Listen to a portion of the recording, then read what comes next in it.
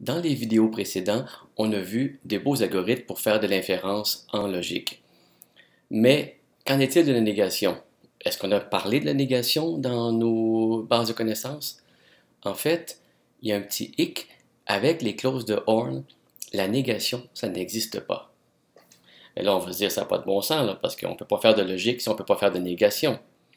Alors, la solution qu'on va trouver pour ça, c'est une sorte de négation un peu approximée, une espèce un truc magique pour faire comme s'il y avait la négation, mais en fait, c'est pas une vraie négation. C'est ce qu'on appelle la négation par échec. Alors, je vais vous expliquer ça, c'est pas très compliqué. Alors, rappelons-nous d'abord que dans une base de connaissances, on peut avoir seulement deux types de clauses de Horn. Soit des règles, qui ont cette forme-ci, c'est-à-dire une implication où l'antécédent a plusieurs littéraux positifs, et le conséquent n'a qu'un seul littéral, positif lui aussi. Ou encore des faits, c'est-à-dire une simple proposition qui est considérée comme étant vraie. Vous remarquez, ici dans ces deux types de clauses de Horn, il n'y a pas de négation.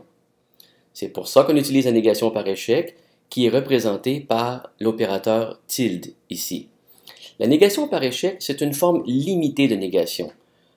En gros, ce que ça veut dire quand on écrit quelque chose comme tilde P, c'est qu'on considère que cette expression-là sera vérifiée si on est incapable de démontrer que P est vrai.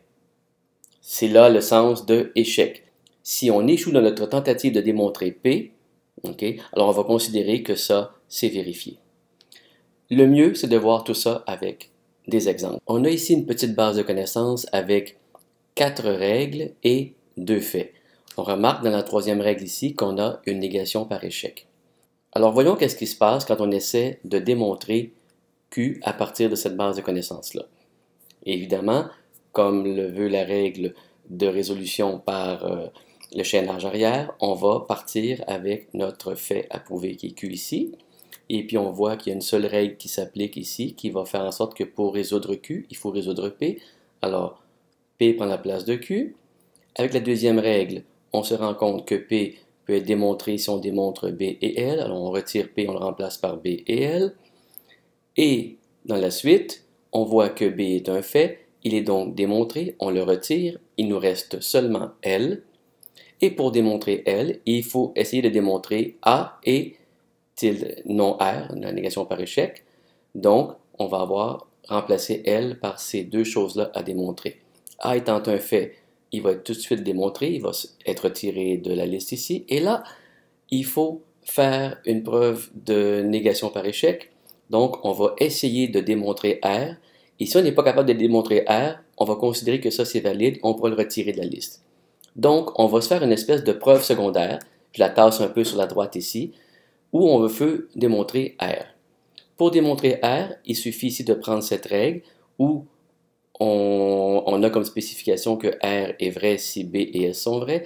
On va donc remplacer R par B et S. B étant un fait, il est déjà démontré, on peut le retirer.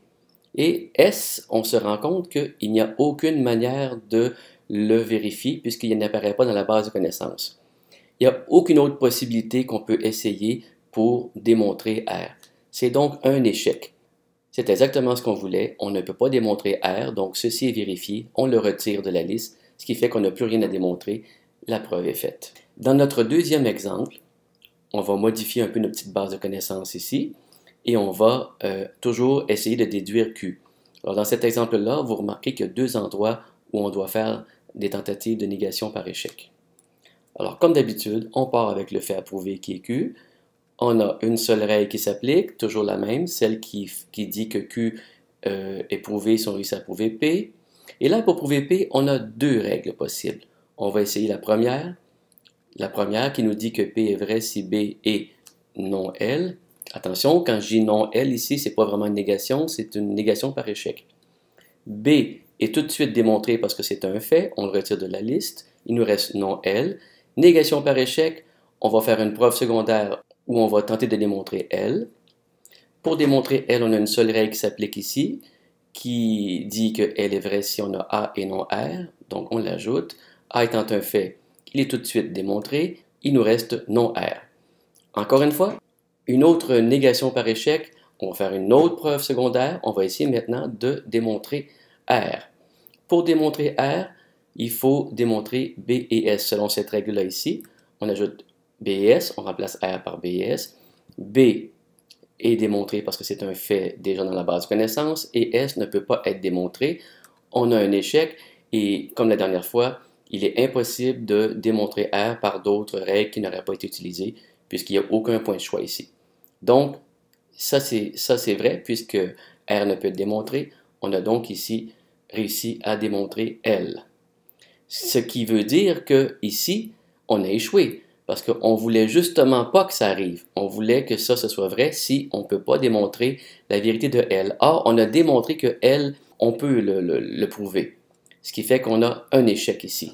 Donc, on doit recommencer à un point de choix qu'on avait auparavant. Et le seul endroit où on a un choix, c'est lorsque l'on a voulu résoudre P. Parce qu'il y avait deux règles ici. On avait pris la première, maintenant on va prendre la seconde règle. C'est-à-dire qu'on va remplacer P par non S et B.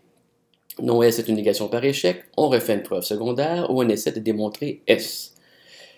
On voit ici, comme tout à l'heure, dans l'autre démonstration qu'on a faite dans l'autre exemple, qu'il n'y a aucune apparition de S dans une tête de règle ou dans un fait dans la base de connaissances. Il est donc impossible de le démontrer. On a un échec. C'est exactement ce qu'on voulait. On voulait que la démonstration de S soit un échec. Donc, non S est vérifié. Il nous reste seulement B. Et comme B est dans la base de connaissances, on le retire et il n'y a plus rien à démontrer, ce qui fait que notre preuve est faite. J'espère qu'avec cette petite explication et ces exemples, vous aurez compris la négation par échec et surtout, j'espère que vous aurez vu que c'est finalement pas très compliqué. Mais c'est très important de le comprendre dans ce genre de preuve qu'on fait par chaînage arrière.